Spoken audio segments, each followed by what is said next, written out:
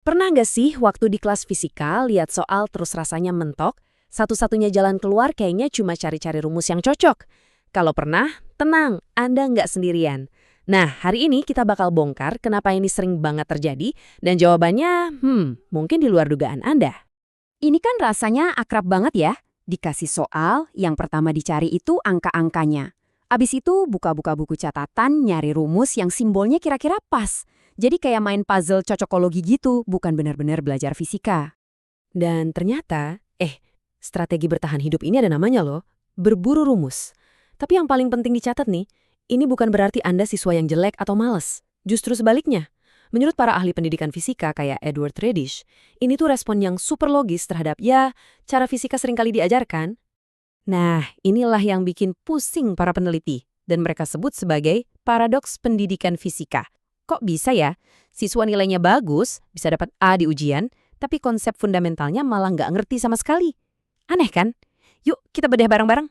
Oke, sekarang kita masuk ke intinya. Ternyata nih, akar masalahnya itu bukan di siswanya loh, tapi ada di ketidakcocokan antara cara kerja otak kita dengan sifat dari ilmu fisika itu sendiri. Coba deh bayangin, kita belajar ngomong bahasa ibu itu kan otomatis ya, nggak perlu kursus-kursus. Nah beda banget sama fisika, nggak ada ceritanya orang tiba-tiba ngeh soal hukum Newton gitu aja.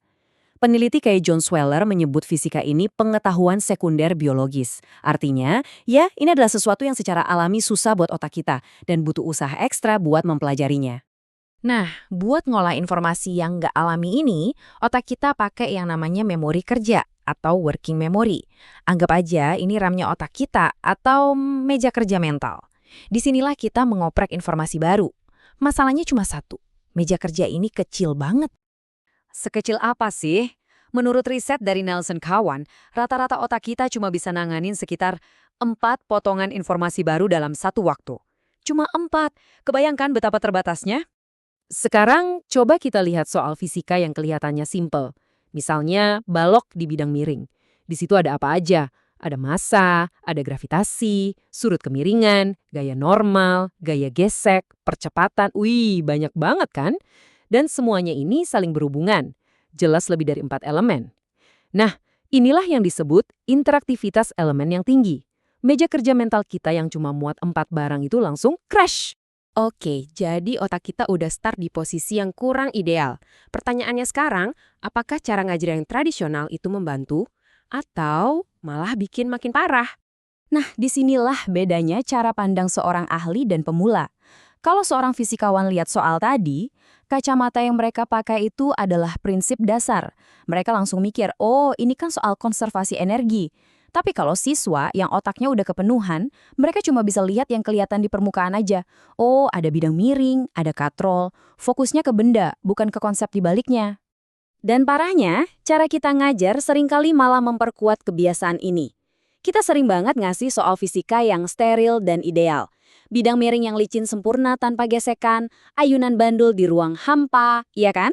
Secara nggak sadar, kita ini ngelatih siswa buat nyocokin masalah bersih dengan rumus bersih.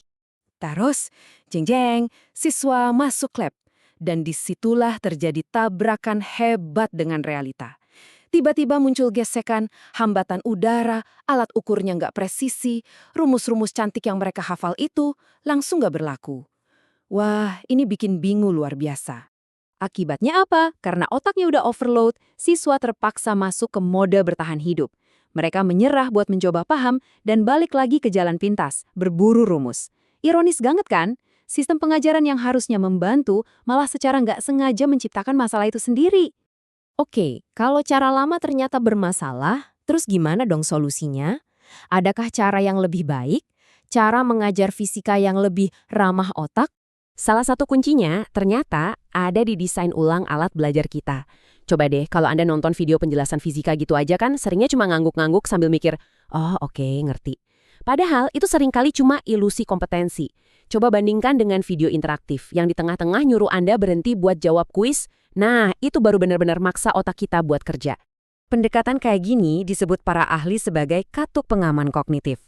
Konsepnya simpel banget. Jangan langsung guyur otak siswa dengan semua informasi kompleks. Atur alirannya pelan-pelan.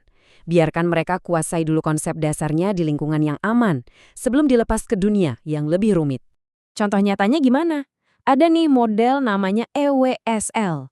Urutannya gini. Pertama, siswa main dulu di lab virtual. Di sini semuanya ideal, jadi mereka bisa fokus paham aturan main dasarnya. Kedua, mereka nonton video interaktif buat memperkuat konsepnya. Nah, baru langkah ketiga, mereka masuk ke lab beneran buat menghadapi realita yang lebih berantakan. Dengan urutan yang cerdas kayak gini, momen tabrakan antara teori ideal dan kenyataan yang berantakan itu nggak lagi jadi sumber stres. Justru itu jadi perjuangan yang produktif. Momen aha, di mana pembelajaran yang sesungguhnya terjadi itu justru ada di situ. Jadi, intinya apa sih dari semua penjelasan ini? Oke, ada beberapa koin penting yang bisa kita bawa pulang.